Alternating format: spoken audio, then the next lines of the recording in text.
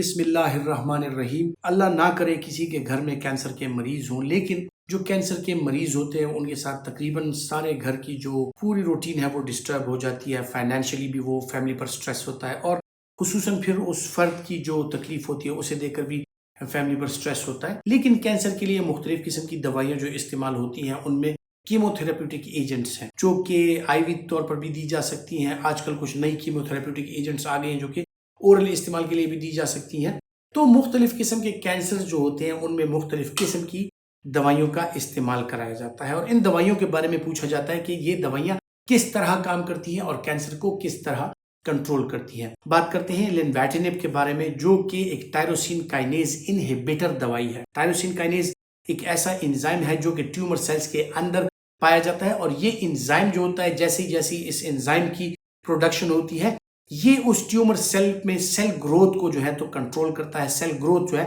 वो बहुत ज्यादा होती है और हर सेल के लिए फिर एंजियोजेनेसिस यानी शरियानें बनती हैं ताकि उन सेल्स तक खून की रसाई हो और उन सेल्स तक खुराक जो है तो वो पहुंच सके। और इसी वजह से जो है तो ट्यूमर जो आपका है वो बढ़ता जाता है। मरीज का ट्यूमर का साइज बढ़ता है, ट्यूमर जो है तो फैलता जाता है और इस तरह इन्वेट करता है। कैंसर बुनियादी तौर पर अगर आपने देखा हो तो केकड़ा जो होता है, क्रैब जो होता है उसकी तरह वो तकरीबन हर तरफ से वो आ जा सकता है और हर तरफ मूवमेंट कर सकता है। लोकली इन्वेट कर सकता है, दूर तक इन्वेट कर सकता है। और जो इन्वेजिव कैंसर होती हैं वो एक ऑर्गन से लेके यानी एक उस से लेके किसी दूसरे उसमें चली जाए तो उन्हें मेटास्टैटिक कैंसर्स कहा जाता है। कैंसर्स की मुख्तलिफ किस्में होती हैं। इस तरह आपने नाम सुने होंगे कि किसी को ब्लड कैंसर होता है, किसी को liver cancer, kidney cancer, thyroid का कैंसर और स्किन कैंसर और डिफरेंट ऐसी चीजें होती हैं कि तकरीबन हर एक उज़्व में कोई ना कोई ऐसे सेल्स पाए जाते हैं कि जिनमें कैंसर हो सकता है। लेकिन लेनवैटिनिब के बारे में अगर बात की जाए तो ये एक ऐसी दवाई है जो कि टायरोसिन काइनेज को इनहिबिट करती है। तो इसका मतलब है कि टायरोसिन काइनेज ट्यूमर में पाया जाता है और उस ट्यूमर में पाया जाता है जो कि सॉलिड ऑर्गन्स में होते हैं जैसे कि लिवर या किडनी या इसके अलावा थायराइड। सो ये सॉलिड ट्यूमर्स जहां पर पाए जाते हैं, ऑर्गन ट्यूमर्स जहां पर पाए जाते हैं, या फिर बच्चादानी का जो कैंसर होता है उसमें बच्चादानी में जो कैंसर सेल्स पाए जाते हैं तो सॉलिड ट्यूमर्स के लिए लेनवैटिनिब का जो है इस्तेमाल कराया जाता है। और ये टायरोसिन काइनेज को इनहिबिट करती है और उसको इनहिबिट करने के साथ क्या होता है कि जो नई वेसल फॉर्मेशन है, जो ब्लड शरियान बनती है, नई बनती है, नए सेल तक बनती है। यानी इसकी मिसाल ऐसे है कि एक हाउसिंग सोसाइटी है और उसने दूसरा सेक्टर खोल लिया है और उस दूसरे सेक्टर में जो है तो बड़ी रोड जाती है, फिर छोटी छोटी शाखें उसकी बन जाती हैं और हर एक घर के दरवाजे तक जो है तो आप वो रास्ता पहुंचाते हैं। एंड इसी तरह होता है कि जो ट्यूमर सेल्स हैं वो बढ़ते जाते हैं, साइज में भी बढ़ते जाते हैं, नंबर में भी बढ़ते जाते हैं और जैसे जैसे वो बढ़ते हैं उन्हीं के साथ साथ वहां पर एक नेटवर्क फैलता है, जाल फैलता है शरियानों का, ताकि खून की सप्लाई जो है वो इन सेल्स तक जारी रहे। तो इस वजह से ट्यूमर जो है बड़ा इरेगुलरली उसकी ग्रोथ हो जाती है और ट्यूमर बढ़ भी जाता है और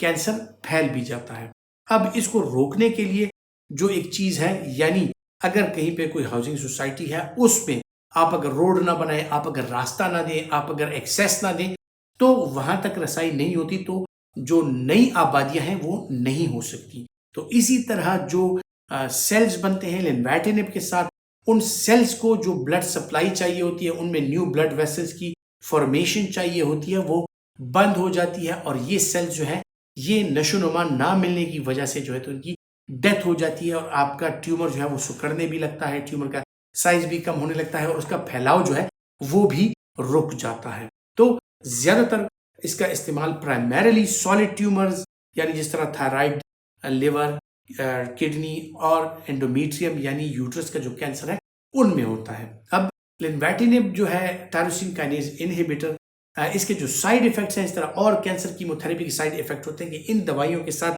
सीवियर किस्म का एक नोजिया, वॉमिटिंग, पेट खराब होना, हाजमे का खराब हो जाना, तबीयत का खराब रहना, सर चकराना, मतली आना, उल्टी आना, ये चीजें इसके साथ जरूर होती हैं। फिर इसके जो और जरा इसके बड़े साइड इफेक्ट्स हैं उनके साथ स्किन रैश आना, बदन पर गर्मी आना, इसको टॉलरेट ना कर पाना,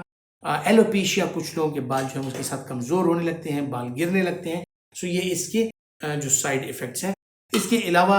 इसके जो और साइड इफ़ेक्ट्स हैं उनमें मसूड़ों से खून आना, आप में खून की कमी हो जाना, बोन मैरो सप्रेशन हो जाना, यानी बोन मैरो को ये टारगेट करता है, और वाइट ब्लड सेल्स की या प्लेटलेट्स की या रेड ब्लड सेल्स की, इन तीनों में से किसी लाइन की भी कमी हो सकती है। और जब ये बोन मैरो को टारगेट करता है, बोन मैरो सप्रेस हो जाता है, तो इन तीनों सेल लाइंस की कमी जो है वो हो सकती है। और सीवियर केसेस में बोन मैरो सप्रेशन इतनी ज्यादा हो जाती है कि तो इस बोन मैरो सप्रेशन की वजह से जो है खून की शदीद कमी हो सकती है। तो जब भी इस दवाई का इस्तेमाल कराना हो, उसके साथ इस कीमोथेरेपी के साथ बेस लाइन जो इन्वेस्टिगेशन है उनमें liver function test, kidney function test, bone marrow के लिए कंप्लीट ब्लड काउंट, ये होना जरूरी है। और साथ ही साथ जो है तो उसमें पैमाइश होनी चाहिए, पीटी, एपीटीटी, आईएनआर, यानी कि आपका ब्लड जो है वो ज्यादा थिन या थिक तो नहीं हो रहा कि खुदा न खास्ता कहीं वो आपकी रगों से बहना स्टार्ट कर दे, या इतना थिक हो जाए कि शरियानों में जो है तो